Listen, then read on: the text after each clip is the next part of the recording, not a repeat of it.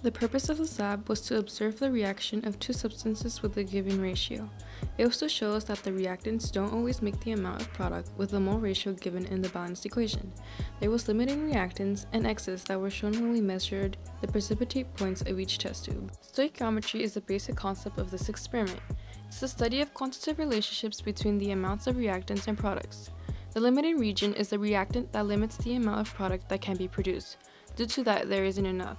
Like in the lab, there was either not enough potassium hydroxide or copper sulfate to complete the 2-to-1 mole ratio. Stoichiometry is based on the law of conservation, which states that mass is neither created nor destroyed in chemical reactions. The chemical reaction taking place in this lab is double displacement, because the anions, potassium and copper, of each compound switch. Concentration is the amount of something in a given space. We found that potassium hydroxide is more concentrated than copper sulfate. We found the molarity, which is a molar measurement of concentration, and for potassium hydroxide we got 0.2 m and 0.1 m for copper sulfate. We did this by using the ratio shown. The concentration of the potassium hydroxide and copper sulfate help us find the amounts of them in each test tube.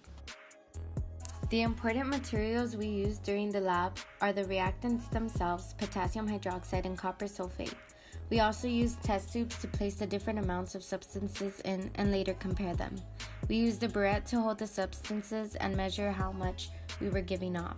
We also used a beaker, a steering tool, and a funnel. We filled the burette with potassium hydroxide and copper sulfate. We added 5 milliliters of copper sulfate to all 8 test tubes. We then added potassium hydroxide to each test tube according to the chart amount. Once both solutions were in, we added water to each tube to level them off to 13 milliliters. We mixed everything together and measured the height of precipitation with the metric ruler and recorded the data onto a table.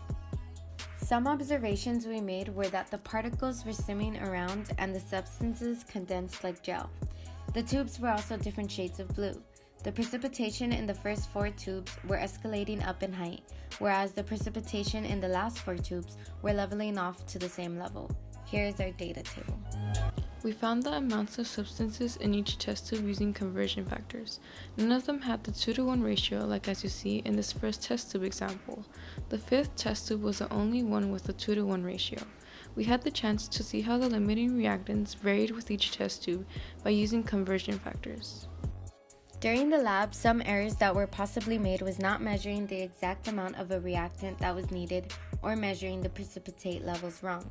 Some suggestions for the future would be to let the products sit longer or stir them more efficiently in order to get a more accurate result of the experiment.